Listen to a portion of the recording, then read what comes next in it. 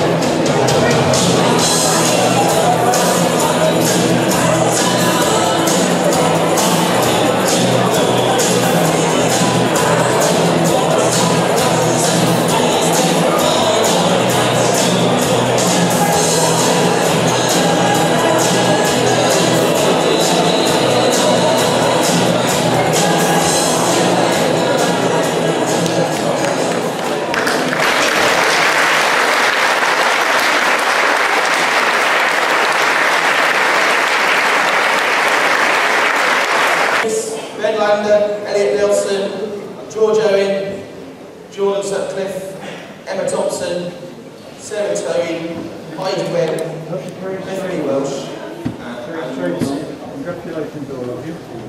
Congratulations. Very good. Congratulations.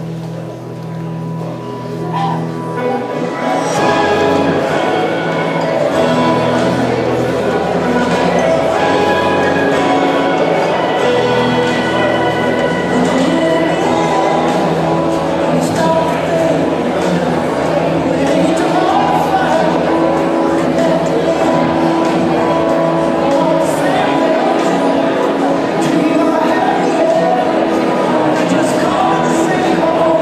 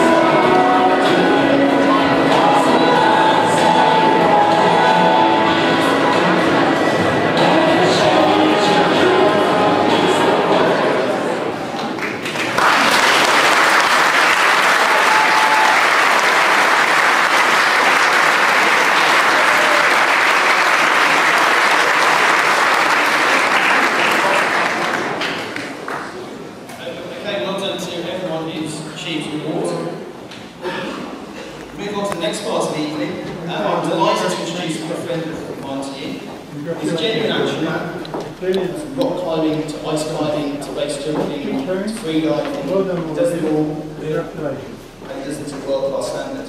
He's raced Jeremy Clarkson on Top Gear, base jumped into a volcano for Land Rover, and climbed El Cap, the highest rock climb in the world, over a mile high, and then jumped off the top. Having shared a few adventures with him, I can truly say everything about him is epic. Ladies and gentlemen, today.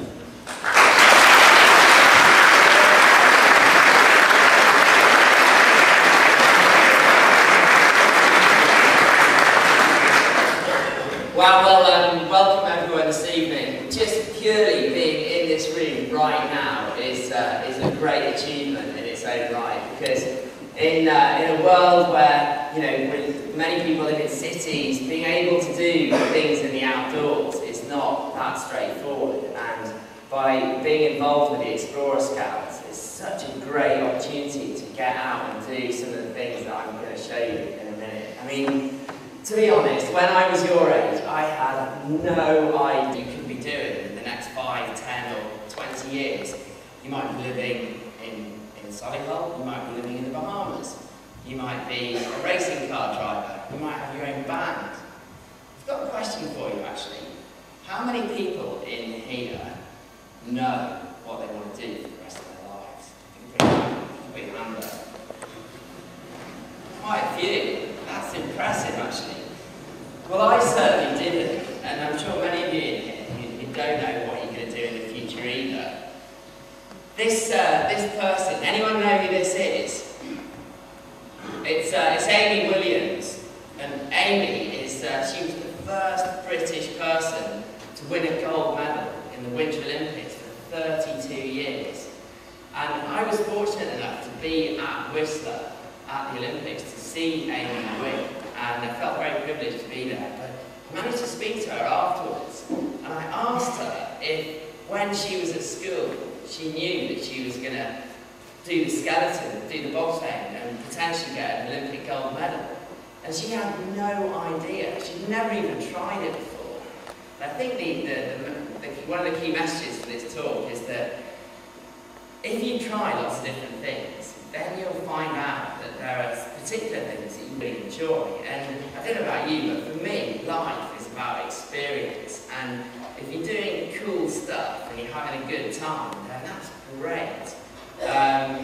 So speaking of which, I did actually manage to get a chance to go down the bobsleigh track in Whistler. This is from the ladies' Olympic start. I put a little camera on the side of the bobsleigh. And can I just say that this is not speeded up. And I was quite inspired by David Attenborough, so I decided to do a zoology degree at Bangor University so that I could go there, live there, go climbing a lot. And one day, a friend of mine came into the house and he said, Tim, I really wanted to get a picture of the climber on this piece of rock. Would you like to do it? You might be able to get it on the front cover of a magazine. I thought, ooh, that sounds exciting, but I was quite nervous. Because I didn't know whether I was going to be able to do it or not, because it was the hardest climb I'd ever tried, or was about to try. But one thing my dad always used to say to me is, Tim, you've got to take advantage of your opportunities. Because whenever an opportunity comes, quite often, it only happens once. If you don't take advantage of it then that's it, you might not get a chance again. And if you've got an opportunity, recognise that and really take advantage of it. So what I did was I went out there and lo and behold, managed to get a picture on the front cover of this climbing magazine. And I thought, wow, I wonder what I can do with that. So I thought, well, I tell you what, why don't you phone up the guy that sells those rock shoes in Britain, just see if you can get a free pair. I felt quite cheeky, and I thought, well, you might as well just try, because what's the worst thing that can happen? You can turn around and say no. So anyway, I was pretty nervous, and I feel my heart beating, pumping away. I picked up the phone, and my mouth was all dry, and anyway, I started talking to him and asked him if he'd seen a picture. I said, would you like to perhaps give me a free pair of rock shoes? And lo and behold, he said, why not? In fact, I'll give you 3 pairs of free rock shoes how you get on. And I just thought, brilliant, this is my first sponsorship contract. The only problem with that is that you can't really make a living out of getting free rock shoes.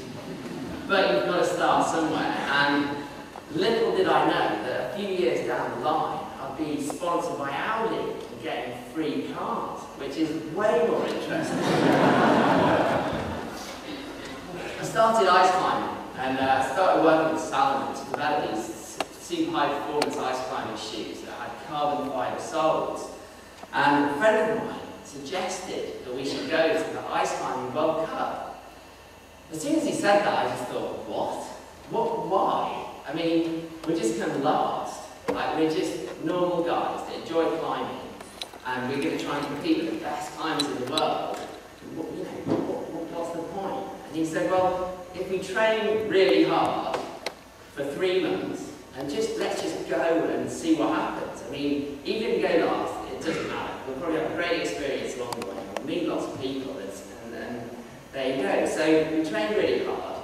We got there, and somehow we both got into the final. It was weird. And I was sitting there with these 8 other people about to compete, and all these people I'd seen on TV or in climbing magazines, like international ice climbing heroes.